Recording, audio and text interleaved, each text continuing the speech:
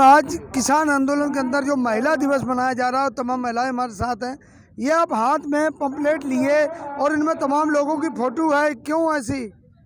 इनको ढूंढ रहे हैं हम। ये लापता हो चुके हैं और हम इनको ढूंढ रहे हैं, इनकी तलाश कर रहे हैं। कौन कौन लोग लापता हैं बताएंगे क्या? देखिए, राजनाथ सिंह जो हैं वो पहले बहुत पेट्रोल डीजल के बारे में बात करते थे।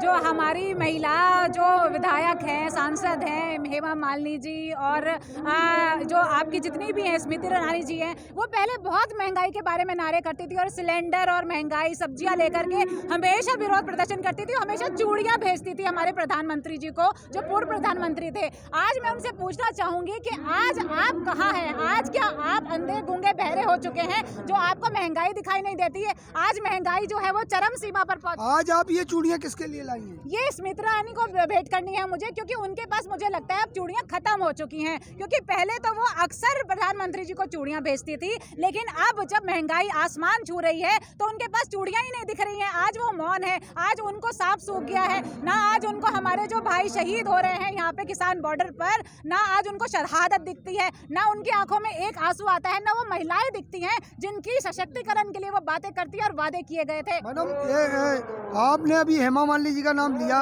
हेमा मालिनी ने तो खुद किसानों, अभी मथुरा में जब इलेक्शन था तो उन्होंने खुद गेहूं की फसल काटी थी और आप उन पे दोष लगा रही। हाँ, देखिए, हम लोग तो नकली किसान हैं। वो जो आ करके हेलीकॉप्टर से लैंड करके एक दिन फसल काट करके फोटो दिखा देते हैं, वो उनको असली किसान मानते हैं। और वही आज हमें फॉर्मूले बता रहे हैं कि ये जो काले कानून आए हैं वो हमारे हित में है। तो मैं उनको चैलेंज करने के लिए आई हूँ कि आज वो हेलीकॉप्टर से लैंड करके यहाँ पर बॉर्डर पे आइए और हमें ये बताइए वो फॉर्मूला कैसे सही होगा, वो फॉर्मूला किस तरह से हमारी आमदनी को दुगनी करेगा और ये जो काले बिल आए हैं ये किस तरह से हित में काम करेगा किसानों के। अच्छा, इसमें बाबा रामदेव की फोटो है, तो बाबा रामदेव जो ही आप लोगों के लिए स्वदेशी प्रोडक्ट बनाते हैं और देश हित की हमेशा बात करते हैं, उनके लिए क्या कहेंगे?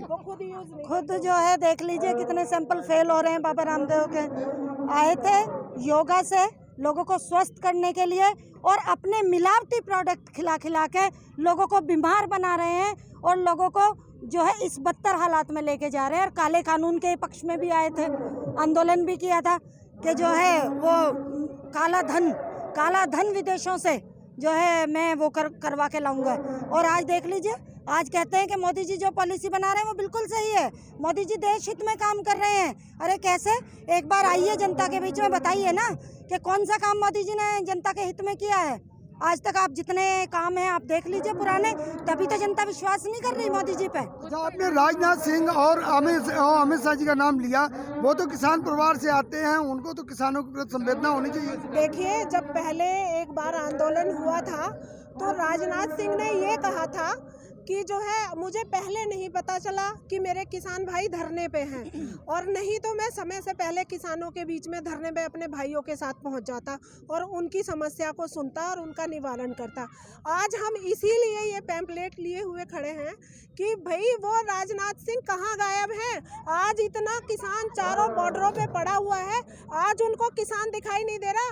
आज ये सब क्या आतंकवादी और क्या मतलब उनको कुछ बताते हैं, तो आज ये सब अलगाववादी और आतंकवादी दिखाई दे रहे हैं। आज ये किसान नहीं दिखाई दे रहे, क्योंकि आज वो सत्ता में बैठे हुए हैं, वो सत्ता के नशे में चूर हैं। इसलिए आज हेमा मालिनी हो, चाहे मैं अपनी जो सांसद, हमारी जो महिला सांसद हैं, मैं जैसे कि हमारी बहन ने जो ये कहा ना कि चूड़ियाँ लेके आए हैं, जितनी भी महिला सांसद हैं, हम उनसे एक सवाल करना चाहते हैं कि वो महिलाएं वहाँ संसद में कर क्या रही हैं?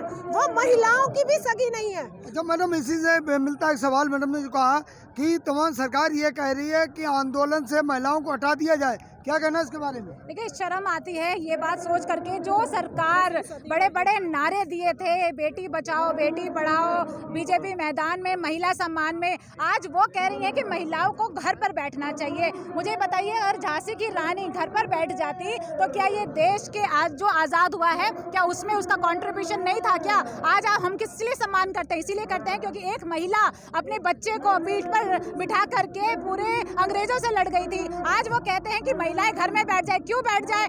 आज आप कह रहे थे कि अभी राजनाथ सिंह मैं कहती हूँ महंगाई के इस दौर में खुददारी इतनी सस्ती हो गई है कि आज एक किसान परिवार से आने के बावजूद उन्हें किसानों का दुख दर्द नहीं दिखाई दे रहा है। आज उन्हीं के जो विधायक और सांसद हैं वो हम लोगों को खालिस्तानी बताते हैं, टुकड़े टुकड़े गैंग बताते हैं। शर्म आती है ऐसे लोगों को कि हम लोगों ने सर माथे पे बिठाया और इतना बड़े वोट बैंक से जिताए। और आप कह रहे हैं कि जो महिलाएं आज कंधे से कंधा मिला करके चलती हैं। आज एरोप्लेन से लेकर के हर एक चीज, हर एक फील्ड के अंदर महिलाएं आगे हैं। तो आज यहाँ पर हम लोग भी 26 जनवरी के अंदर ट्रैक्टर रैली में क्यों नहीं जाएंगे, ये बताइए ना। क्यों महिलाएं और बच्चे आगे नहीं आएंगे? आज बच्चे जो हैं वो देश का जो भविष्य है, आज उनको भी पता चलना चाहिए कि हमारे देश के अंदर कैसे काले कानून आ रहे हैं और किस तरह से आगे जा करके किस तरह से पूंजीवादी हमारा जो देश है वो किस तरह से दबता जा रहा है और महंगाई में ये लिप्त हो जाएगा। सरकार तो आपकी सेफ्टी के लिए बात कर रही है ना। आज अगर महिलाएं और बच्चे नहीं आते हैं ना मैदान में, तो लक्ष्मीबाई और भगत सिंह कैसे पैदा होंगे दोबारा?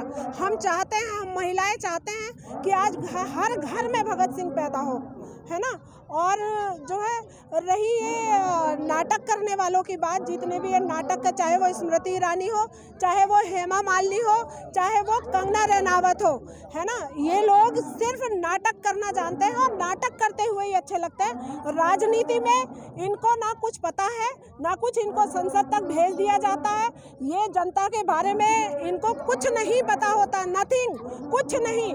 जनता के दर्द के बारे में ये कुछ नहीं जानते। ये हेलीकॉप्टरों से उतर के 4 बाल काट के गेहूं की, और ये जो है किसान कहलाते हैं अपने आप को।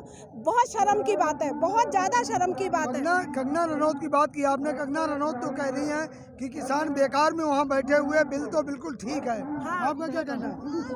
ऐसा है, कंगना रनावत पे बीत नहीं रही ना, किसान को पता है ना। किसान बैठा है ना ठंड में और जो है इस इतने खराब मौसम में। कंगना रनावत को क्या है, वो तो ऐशो आराम की जिंदगी जी रही है इस समय। उन्हें नहीं पता ना तकलीफ, किसान की तकलीफ क्या है। मोदी जी को, अच्छा मैडम, ये मोदी जी को छज्जा गिर जाता है कंगना रनावत का, तब तो बड़ा उनको दुख होता है ना, कि इनकी जाके कंगना रनावत की जब इतनी जेट सिक्योरिटी कंगना रनावत को दे दी जाती है।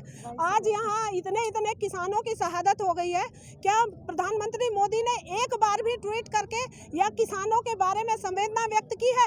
बड़े शर्म की बात है कि आज हमारा प्रधानमंत्री ऐसा निर्लज्ज हुआ बैठा है गद्दी पे, कि जिसको ये इतनी भी वो नहीं है कि इतनी मृत्यु हो रही है और इतनी शहादतें हो रही हैं, तो उनका परिवार, उनकी जीविकाएं कैसे चलेंगी, है ना। तो कम से कम इतना तो उनका बनता है कि वो आके अपनी संवेदना व्यक्त करें। और जैसे वो मन की बात करते हैं ना, मन की बात, हमेशा अपने मन की बात करते हैं, जरा जनता के बीच में आके जनता के मन की बात पूछे। अच्छा मैडम, ये बताओ, सरकार कह रही किसान झुक नहीं रहे हैं, अगर किसान झुक जाए तो ये आंदोलन खत्म हो सकता है, आपका क्या कहना है? किसान झुकने के लिए कभी पैदा नहीं हुआ है। जो किसान सर्दी गर्मी में तपती धूप के अंदर और इतनी चिलचिलाती धूप में भी बंजर ज़मीन पर हल चला सकता है, पूरे देश का अन्नदाता है। कोरोना महामारी के दौरान भी जिसने इकनॉमी अपने कंधे पर संभाली हुई है, उसने कभी झुकना नहीं सीखा है। वो योद्धा होते हैं। हमारे ही जो बच्चे हैं, हमारे ही जो भाई हैं, वो बॉर्डर पे होते हैं और सब जगह जहाँ पे पुलिस वाले कहिए आप,